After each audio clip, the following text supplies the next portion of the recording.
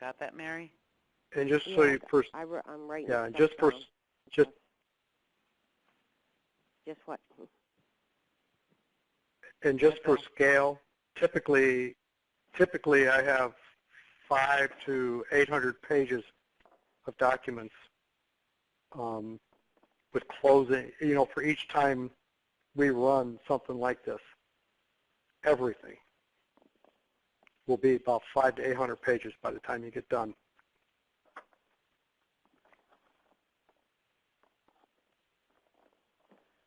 Okay. When you consider all the notices of default, all the mail, all the QWRs, all the stuff that came back from every one of the letters, it gets to be a big bundle. And that would weigh about 17 pounds. Unless it was on a memory stick. I'm paperless. I'm not, apparently, but all right.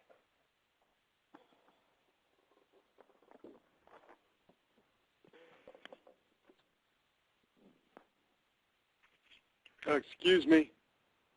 Yes? I wonder if Bill could talk some more about this process he's talking about attacking the wedding. Okay.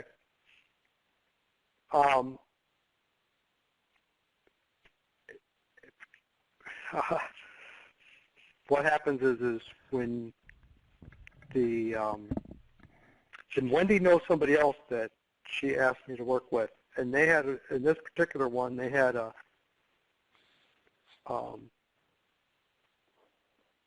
an application, the initial application, and then the official application. And so the nice people say, we have this much money, we have this many bills, I've worked here so long. And in an application, the loan broker, who's really anxious to get the loan, get you approved, will turn around and forge stuff onto your application to make sure that that loan goes through. I had a lady here today who it's a $180,000 foreclosure. It was a mortgage bought in 2006. How much were you making when you got this loan? $25,000 a year. That doesn't qualify for a $180,000 loan. There's fraud in the application process. If you watch that series where they had on PBS where they did Frontline, and all of those underwriters, those were the underwriters who were supposed to be inspecting the records for the big banks before they made these loans. Those underwriters were supposed to catch the appraisal fraud. They were supposed to catch the fraud in the applications. They were supposed to catch all these different things. It's super apparent, but they turned a blind eye to it.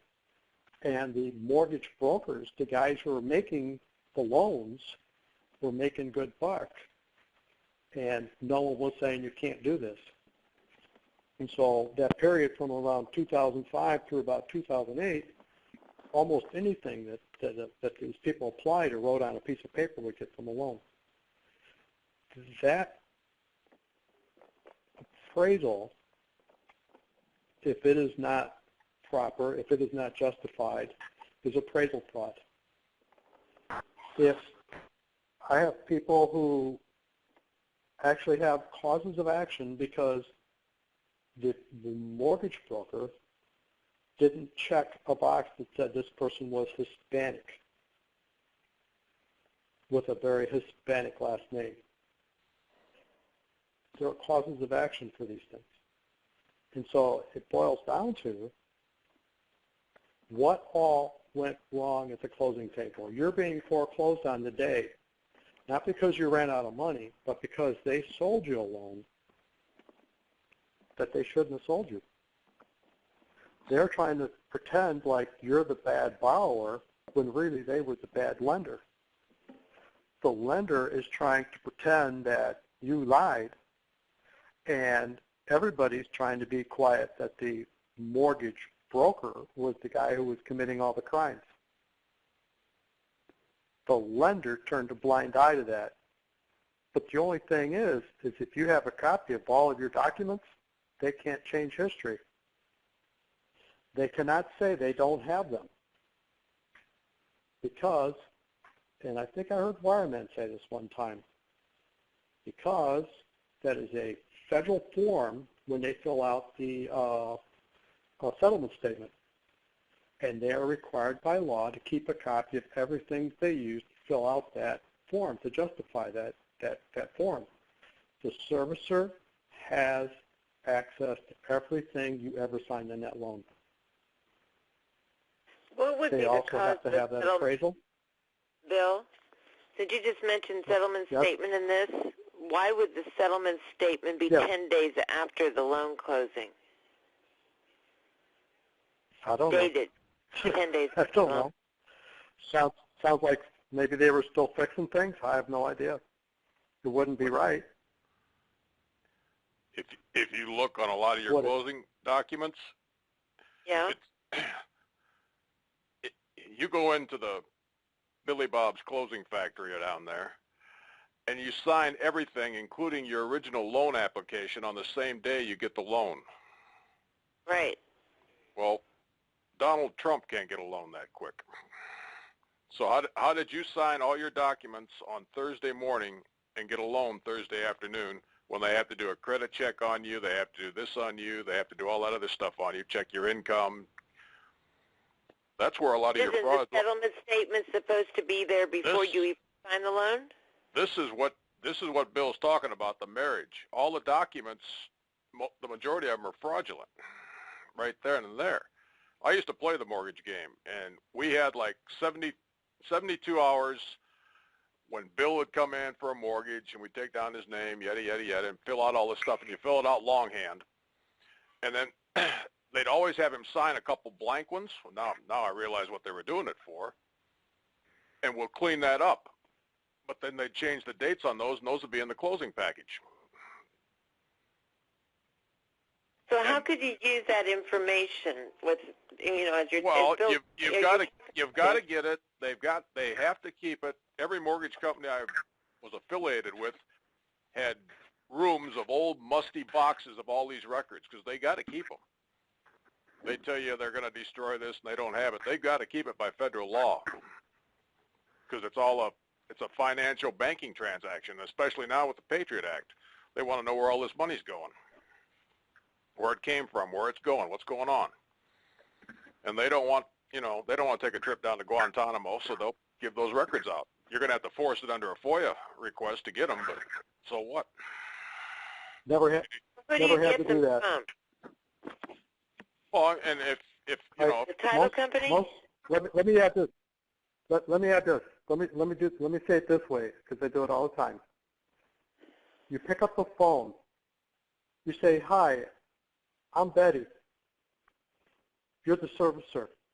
I want you to send me a copy of," write this down.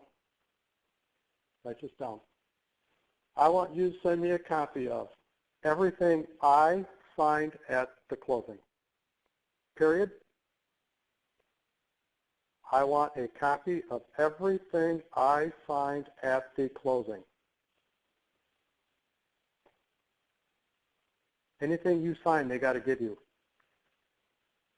You do not need a QWR. You do not need a FOIA. You do not need anything.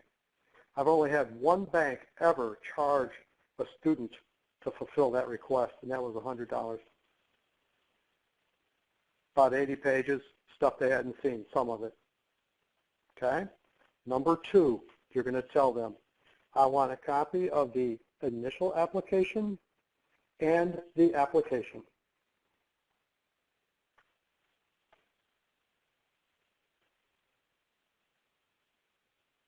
Those are different. Number three, and final, I want a copy of the appraisal.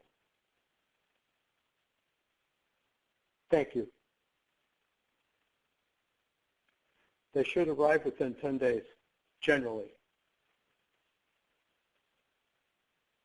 Since I didn't sign these docs and they're my brother's, should I just include my executor papers with it?